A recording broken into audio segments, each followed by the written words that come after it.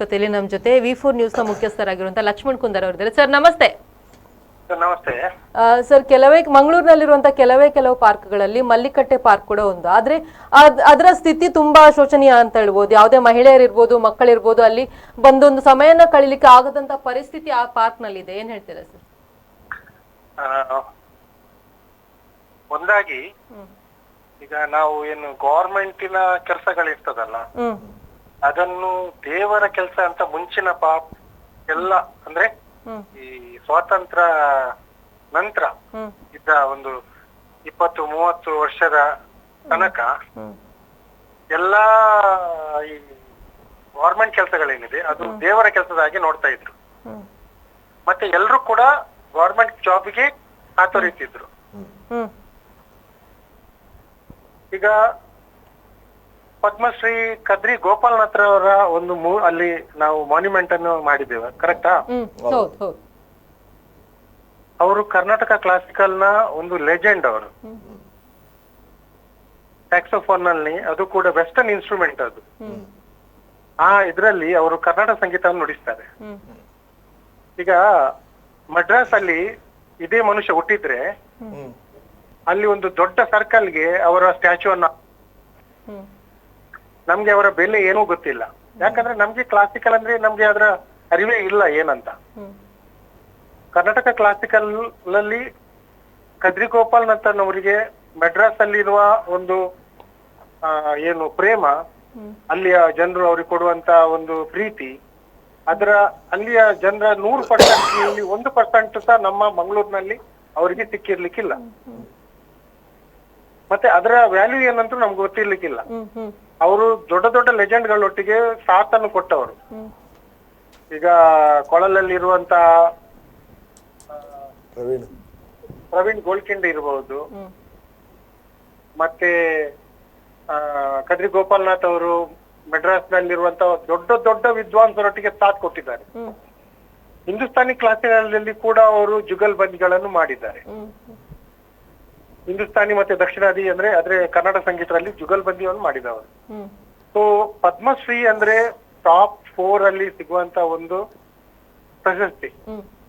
ಅಂತ ಪ್ರಶಸ್ತಿಯ ಸಿಕ್ಕಿದ ಒಂದು ಮನುಷ್ಯನ ಒಂದು ಆ ಜಾಗವನ್ನು ಅದನ್ನು ಎಷ್ಟು ನೀಟಾಗಿರ್ಬೇಕು ಅಂದ್ರೆ ನಾವು ಅಷ್ಟು ನೀಟಾಗಿರ್ಬೇಕಿತ್ತು. ಅದೇ ಸಾರ್ವಜನಿಕ ವಲಯದಲ್ಲಿ ಕೇಳಿ ಬರ್ತಿರುವ ಪ್ರಶ್ನೆ ಕೂಡ ಅದೇ ಸರ್. ಅಷ್ಟು ಒಂದು ಸಾಧಕನ ಹೆಸರನ್ನು ಇಟ್ಟ ಮೇಲೆ ನಿರ್ವಹಣೆ ಮಾಡ್ಲಿಕ್ಕೆ ಆಗದಿದ್ರೆ ಯಾಕೆ ಇಡ್ಬೇಕಿತ್ತು ಅಂತ. ಇದು ಏನಂದ್ರೆ ಎಲ್ಲವೂ ಹಣದ ವ್ಯವಹಾರದ ಮೇಲೆ ಈಗ ನಡೆಯುವಂತದ್ದು. ಈಗ ಇದೇ ಕಾರ್ಪೊರೇಟರ್ಗಳು, ಇದೇ MLAಗಳು, MP ಗಳು, ಆನಂತರ ಈ ಕಾರ್ಪೊರೇಷನ್ ನಲ್ಲಿ ಕುತ್ಕೊಂಡಿರುವಂತ ಕುಳಗಳು, ಇವ್ರು ಯಾಕೋಸ್ಕರ ಇರುದಲ್ಲೆಲ್ಲ? ಅವರ ಅವರು ಕೆಲ್ಸಕ್ಕೆ ಕೂತ್ಕೊಂಡೇ ಅಲ್ಲ, ಅವ್ರ ಕಮಿಷನ್ಗೋಸ್ಕರ ಕೂತ್ಕೊಂಡವ್ರು ಎಲ್ರು ಕೂಡ, ಮೇಲಿಂದ ಕೆಳಗಿನ ತನಕ. ಮನುಷ್ಯರು ನಾವಿದ್ದೇವೆ, ನಾವು ನಮ್ಮ ಕೆಲ್ಸಕ್ಕೆ ಅಲ್ಲಿಗೆ ಹೋಗುದಾದ್ರೆ ನಮ್ಮನ್ನ ಅವರು ದೇವರಾಗಿ ನೋಡ್ಬೇಕು. ಯಾಕಂದ್ರೆ ಅವರಿಗೆ ಅಲ್ಲಿ ಇದು ಪ್ರಜಾಪ್ರಭುತ್ವದಲ್ಲಿ ಜನರೇ ದೇವರು. ಆ ಬೆಲೆ ಇಲ್ಲ. ಅದರಿಂದಾಗಿ ಎಲ್ಲಾ ಸರ್ಕಾರಿ ವ್ಯವಸ್ಥೆಗಳು ಹಾಳಾಗ್ತಾ ಇದೆ. ಸರ್ಕಾರಿ ಶಾಲೆಗಳು ಮುಳುಗಿ ಹೋಯ್ತು, ಸರ್ಕಾರಿ ಕಾರ್ಖಾನೆಗಳು ಮುಳುಗಿ ಹೋಗ್ತಾ ಇದೆ, ಸರ್ಕಾರಿ ವ್ಯವಸ್ಥೆಗಳು ಮುಳುಗಿ ಹೋಗ್ತಾ, ಎಲ್ಲವನ್ನೂ ಪ್ರೈವೇಟೈಸ್ ಮಾಡುದು. ಪ್ರೈವೇಟ್ನವರು ಒಳ್ಳೆ ರೀತಿಯಿಂದ ನೋಡ್ತಾರೆ ಅಂತ. ಹಾಗಿದ್ರೆ ಇವ್ರುಗಳು ಯಾಕೆ MLA MP ಗಳನ್ನು ಸಹ ಪ್ರೈವೇಟ್ ಅವರೇ ನೋಡ್ಬೋದಲ್ಲ? MLA MP ಗಳು ಈ ಇದೆಲ್ಲ ಯಾಕೆ ವ್ಯವಸ್ಥೆ ಇರುವುದು? ಸರ್, ಈಗ ಇಂಥ ಉದ್ಯಾನವನಗಳನ್ನು ಸ್ವಚ್ಛವಾಗಿ ಅಥವಾ ಸುರಕ್ಷಿತವಾಗಿಡ್ಬೇಕು ಅಂತ ಹೇಳಿದ್ರೆ ಯಾವ ರೀತಿಯಾದಂತ ನಿರ್ವಹಣೆ ಮಾಡಿದ್ರೆ ಉತ್ತಮ ಅಂತ ನಿಮ್ಮ ಪ್ರಕಾರ?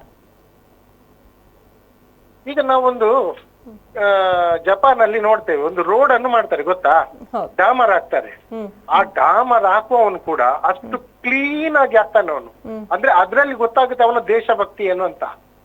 ಈಗ ನಮ್ಮಲ್ಲಿ ಡಾಮರ್ ಹಾಕುವವನು ಎಷ್ಟು ತೆಳುವಲ್ಲಿ ಎಷ್ಟು ಅಂದ್ರೆ ಪೇಂಟ್ ಹಾಕಿದಾಗಿ ಡಾಮರ್ ಅನ್ನ ಹಾಕ್ತಾರೆ. ಅಂದ್ರೆ ನಮ್ಗೆ ನಮ್ಮ ದೇಶದ ಮೇಲೆ ಪ್ರೇಮ ಇಲ್ಲ. ನಾವು ಆ ಪ್ರೇಮ ಬರುದೇ ಇಲ್ಲ ನಮ್ಗೆ. ದೇಶ ಪ್ರೇಮವೇ ನಮ್ಮ ಜನರ ಹತ್ರ ಇಲ್ವೇ ಇಲ್ಲ. ಎಲ್ಲಿಂದ ಅಲ್ಲಿಗೆ ನಾವು ಕಸಗಳನ್ನು ಬಿಸಾಡುದು, ಆ ಬಾಟಲ್ಗಳನ್ನು ಬಿಸಾಡುದು. ಇದು ಖಾಲಿ ನಾನು ಕಾರ್ಪೊರೇಷನ್ ಬಗ್ಗೆ ಮಾತಾಡ್ತಾ ಇಲ್ಲ, ನಮ್ಮವರ ಬಗ್ಗೆ ಮಾತಾಡ್ತಾ ಇದ್ದೇನೆ. ಅಂದ್ರೆ ಮಹಾನಗರ ಪಾಲಿಕೆ ನಿರ್ಲಕ್ಷ್ಯ ಎಷ್ಟಿದೆಯೋ ಅದೇ ರೀತಿ ಸಾರ್ವಜನಿಕರ ಬೇಜವಾಬ್ದಾರಿ. ಸಾರ್ವಜನಿಕರು ಇದ್ರಲ್ಲಿ ಎರಡು ಕೈಗಳು ಒಂದೇ. ಮತ್ತೆ ನಾವು ಬೈಯೋದು ಎಲ್ಲ ಜನರನ್ನು. ಇದು ಎಲ್ಲರೂ ಒಟ್ಟಿಗೆ ಆಗಿ ಮಾಡುವಂತ ಕೆಲಸ. ಈಗ ನಾನೊಂದು ರೋಡಲ್ಲಿ ಹೋಗುವಾಗ ನನ್ಗೊಂದು ಯಾವ್ದಾದ್ರು ಒಂದು ಬಾಟಲ್ ಬಿಸಾಡಿದ್ದು ಅಲ್ಲಿ ಕಾಣಿದ್ರೆ ಅದನ್ನ ತೆಗೆದು ನಾನು 100% ಸೈಡ್ಗೆ ಎಲ್ಲಿಯಾದ್ರೂ ಬಾಕ್ಸ್ಗೆ ಹಾಕ್ತೇನೆ. ಎಲ್ಲಿಯಾದ್ರೂ ವಾಕಿಂಗ್ ಹೋಗುವಾಗ ಅಲ್ಲಿ ಏನಾದ್ರೂ ಅಂತದ್ದು ಸಿಕ್ಕಿ ಪ್ಲಾಸ್ಟಿಕ್ ಗಳು ಸಿಕ್ಕಿದ್ರೆ ನಾನು ಹಾಕ್ತೇನೆ. ಅದು ಎಲ್ಲರ ಕೆಲಸ. ಅದು ಎಲ್ಲರೂ ಚಿಕ್ಕ ಚಿಕ್ಕ ಆಗಿ ಕೆಲಸ ಮಾಡ್ಬೇಕು. ಎಲ್ಲರೂ ಕೂಡ ಒಬ್ಬ ಗುಡಿಸ್ತಾ ಇರ್ತಾನೆ, ಅವನ ಎದುರಲ್ಲಿ ಉಗುಳ್ತಾರೆ, ಕಸವನ್ನು ಬಿಸಾಡ್ತಾರೆ. ಅಂತ ಮನುಷ್ಯರು ನಾವು. ಅಂದ್ರೆ ನಮ್ಗೆ ಹೈಜೀನ್ ಅಂದ್ರೆ ಏನಂತ ನಮ್ಮ ಕ್ಲಾಸ್ ಇಂದಲೇ ನಮ್ಗೆ ಕಲಿಸ್ತಾ ಇಲ್ವಾ? ನಮ್ಗೆ ಕೆಳಗಿನ ಸ್ತರದಿಂದಲೇ ಬರ್ಬೇಕದು. ಬೇಬಿ ಸಿಟ್ಟಿಂಗ್ ಇಂದ ನಮ್ಮನ್ನು ನಾವು ಕ್ಲೀನ್ ಮಾಡುವಂತದ್ದು, ಅಲ್ಲಿಂದ ಹಿಡಿದು ಕಾಲೇಜ್ ತನಕ ಇರುವ ಎಲ್ಲಾ ಸೆಕ್ಷನ್ ಅಲ್ಲಿ ಒಂದು ಗಂಟೆ ಒಂದು ಸೆಕ್ಷನ್ ಎವ್ರಿ ಡೇ ನಮ್ಮ ಹೈಜಿನಿಕ್ ಬಗ್ಗೆ ಒಂದಿರ್ಬೇಕು. ಆಗ ಮಾತ್ರ ಈ ದೇಶ ಉಳಿತದೆ, ಬೆಳೀತದೆ, ಮತ್ತೆ ಎಲ್ಲ ರೀತಿಗ ಒಂದು ಎಂತ ಹೇಳ್ತಾರೆ ಶಿಸ್ತು ಅಂತ ಬರ್ತದೆ. ಅಂದ್ರೆ ಸಾರ್ವಜನಿಕ ಆಸ್ತಿಗಳನ್ನು ಕಾಪಾಡುವಂತ ಜವಾಬ್ದಾರಿ ಸರ್ಕಾರದ ಎಷ್ಟಿದೆಯೋ ಅಷ್ಟೇ ಸಾರ್ವಜನಿಕರಾಗಿ ನಮ್ದು ಕೂಡ ಇದೆ. ಅದು ನಮ್ಮ ಆಸ್ತಿ, ನಮ್ಮ ಆಸ್ತಿ ಅದು ಸಾರ್ವಜನಿಕ ಆಸ್ತಿ ಅಲ್ಲ. ಈಗ ಅದು ಸಾರ್ವಜನಿಕ ಆಸ್ತಿಗಳನ್ನು ಈಗ ಯಾಕೆ ಅದಾನಿ ಅಂಬಾನಿಗಳಿಗೆ ಮತ್ತೆ ದೊಡ್ಡ ದೊಡ್ಡ ಕುಳಗಳಿಗೆ ಕೊಡ್ತಾ ಇದ್ದಾರೆ? ನಾವು ಅದನ್ನು ಮೇಂಟೈನ್ ಮಾಡ್ತಾ ಇಲ್ಲ, ಅದಕ್ಕೆ ಅವರಿಗೆ ಕೊಡ್ತಾ ಇದ್ದಾರೆ. ಮತ್ತೆ ಅವರು ಚಂದಾಗಿ ಅದನ್ನು ನೋಡ್ತಾರೆ. ಆದಾಗ ಆಗಾಗ್ತದೆ ನಮ್ಗೆ ಒಳ್ಳೆ ಆಯ್ತಲ್ಲ, ಕ್ಲಿಯರ್ ಆಯ್ತಾ? ನಾವು ಇವರದ್ದು ಕೆಲಸ ಆಯ್ತು, MLA MP ಗಳದ್ದು ಕೆಲಸ ಆಯ್ತು, ಕಾರ್ಪೊರೇಟರ್ಗಳದ್ದು ಕೆಲಸ ಆಯ್ತು. ಪ್ರೈವೇಟೈಸೇಷನ್ ಮಾಡಿದ ಕೂಡಲೇ ಅದಲ್ಲ, ಅದೆಲ್ಲವೂ ಗವರ್ಮೆಂಟಿನ ಅಂಡರ್ ಅಲ್ಲೇ ಬರ್ಬೇಕು. ಕ್ಲೀನಿನೆಸ್ ಎಲ್ಲ ಅದು ನಮ್ಮ ಕರ್ತವ್ಯ. ನಾವೆಲ್ಲ ಅದಕ್ಕೆ ಕೈ ಕೊಡ್ಬೇಕು, ಇನ್ಕ್ಲೂಡಿಂಗ್ ನಾವು ಎಲ್ಲ, ಪ್ರತಿ ಒಬ್ಬರ ಮನುಷ್ಯನ ಕೆಲಸ ಅದು. ಓಕೆ ಸರ್, ಧನ್ಯವಾದಗಳು ಸರ್. Thank you.